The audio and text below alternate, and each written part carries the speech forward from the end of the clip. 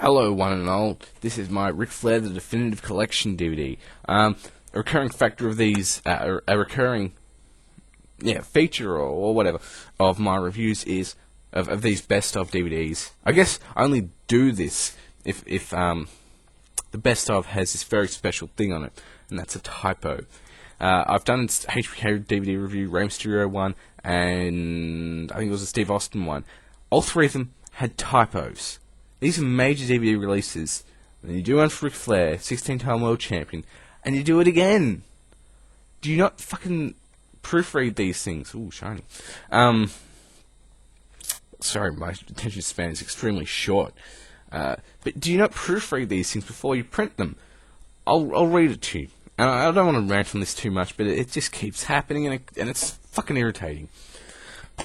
The man, Nature Boy Ric Flair, the Definitive Collection, takes a look back at the spectacular legacy of the 16-time world champion. Look back? You mean look? There's an L. It's like 1.5 lines up from where it should be, halfway through the man, and you can, unless you really had to look at it, you wouldn't be able to find it.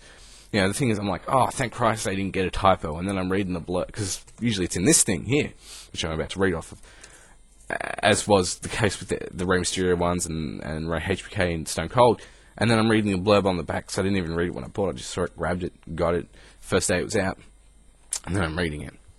Look back. Fucking idiots. Enough with that. The actual story segment of it. This was different format from the other one. The other one was a bunch of matches with bits of stories to the matches in between. This was a story, then 2 DVDs of matches. The story was fine. There was 2 big flaws I found in it. When you read Ric Flair's book, he sort of covers the Eric Bischoff controversy in a great bit of detail, which is where he went away and then came back, blah, blah, blah, blah, blah. We're all aware of it. We all saw it. I mean, I saw it when I was a lot younger. I can't really remember why there was a big deal about it. As I said, I was a lot younger. I would have been, 9 or so. So I didn't really understand what was going on. I was sort of just, I do remember seeing it though. Just not having, being aware of what the hell was going on. But as you grow older, you learn more. Anyway, you got the story. But as I said, they skim over some of the major WCW stuff, and then tend to focus in on the WWE stuff. I mean, a lot of people would be buying this for the NWA and WCW things, as a lot of Ric Flair fans or old Ric Flair fans thought that was the best part of his career. Yet they really don't cover it as much as they should. And you also had Triple H talking about things he shouldn't have been talking about. Talking about from a fan's perspective. Of things he really wasn't there to see, or he would say a sort of insider comment, but he was never there and he never saw it. It would have just been hearsay on his part. He gets like 5 sound bites or segments or whatever when Tully Blanchard is relegated to 1 when he was there, and it just. No, I have no problem with Triple H talking about the WWE part of his career, but shut him the fuck up. It's like when he was on the WCCW DVD. Just get him the fuck off this DVD. He shouldn't be talking about it. I want to hear it from Michael Freebird Hayes, because he was there. When Triple H is talking about his own career or things that have happened to the WWE when he was there, no problem. That's fine. That's good. He's got a greater perspective of things than we do. I'd like to hear his point of view on things. And it would be the same case with anyway. There was a few other guys, but they weren't as bad. Like, you had Edge speaking like once or twice, and it confuses me. Anyway, then you had minor stories which really weren't important enough to put in the thing, and they were all amusing.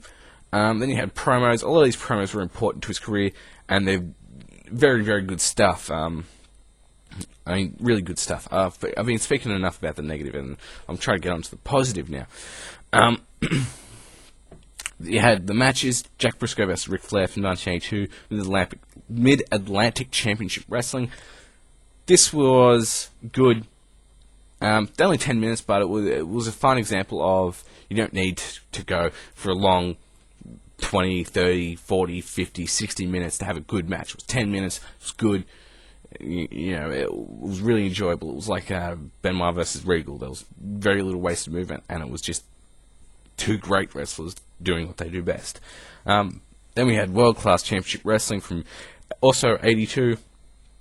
Best 2 out of 3 falls match for the NWA World Heavyweight Championship. Kerry Von Erich versus Ric Flair. I was surprised this wasn't released on the first DVD because it was quite an important match. And then I was surprised again when it wasn't put onto the WCCW DVD. But either way, really, really good match. Even by today's standards, it was really good. I just wish some younger fans would have the attention span for it. I don't think they would in this case. Then we had Mid-Atlantic Championship Wrestling again from 1983. Ric Flair versus Harley Race. Very good match. This was, I believe, the match before their cage match. So this is pretty important in that way, and it's also a really good match, just like the cage match was. Then we had Worldwide Wrestling from 1985. Ric Flair, Arn Anderson, Ole Anderson, versus Dusty Rhodes, Magnum TA, and Manny Fernandez. This match was good. Bit short, but good. And there was an ad break cut into it. So I didn't really... I think they were trying to show a bit of the Four Horsemen in there. In this DVD. I think they could have put a War Games match on there. I mean, they put one on the Brian Pillman DVD. They could have put one on this one, but they didn't, so whatever. A bit disappointed in that match choice. Then we had Clash of the Champions, Sting vs. Ric Flair. I was surprised this wasn't put on the first DVD, because this match is amazing. I'd only seen it after I'd seen the first DVD, and they showed footage of it, and then I went and found somewhere where I could watch it, and I watched it, and I thought that was fucking amazing. And then I went and watched this. When I was watching it again on DVD, I was like, wow, that's a really good match, and it was really important. And I'm still stunned as to why they didn't put that on the Ric Flair DVD, the first Ric Flair DVD, this one, which I'll be reviewing a little bit later, and not this one, and I mean not that one, and they put it on this one, but you have to save some good matches, I guess. And this was a more important match than the other Sting match. Then you had Ric Flair vs. Terry Funk. This was a very good match. Wasn't as good as the I Quit match, but still a very, very good match, and a wild brawl after it was also shown, so that was a lot of fun. Then we had, on the third disc, which also has matches, two questionable match choices. First one is Madison Square Garden from 1991, Ric Flair vs. Roddy Piper. Now, I'm aware they wanted to show some Ric Flair from his first WWE run, or WWF run, and they'd already shown the Royal Rumble where he won the title, but I didn't understand why they didn't put Flair vs. Savage on this, from WrestleMania on this DVD. I guess they just have something against Savage still, when it would have been... It was a classic match. I mean, the Roddy Piper match was good, but I would have preferred seeing the Savage match from WrestleMania. It was a lot more important, a lot longer, a lot better. Then we had Spring Stampede from 94, and then you had Flair vs. Steamboat. They pretty much released all the previous Flair vs. Steamboat matches, so this one was all the ones from 89 and stuff like that, so this was really welcome, as it was 5 years after that, but they still put on a really, really good match. Then we had Taboo Tuesday from 2005, a steel cage match for the Intercontinental Championship, Triple H vs. Ric Flair. This should have been Vader vs. Flair from Starrcade. It wasn't.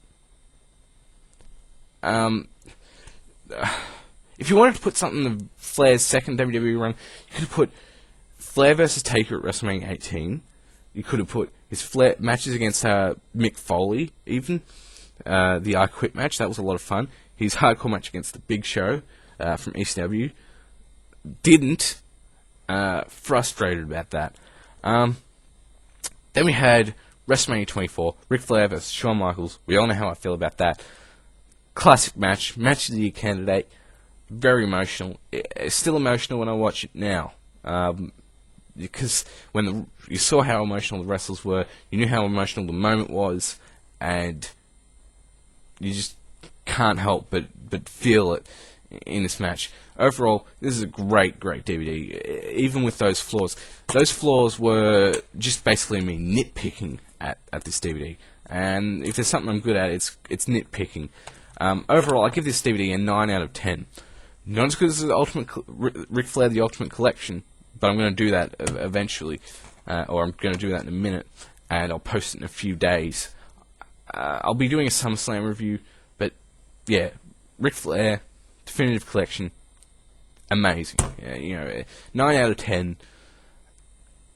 I don't think they could release a bad Ric Flair DVD unless they just put him in a bunch of squash matches and didn't talk about anything. Even then, it would be the greatest DVD to be released that's just full of squash matches.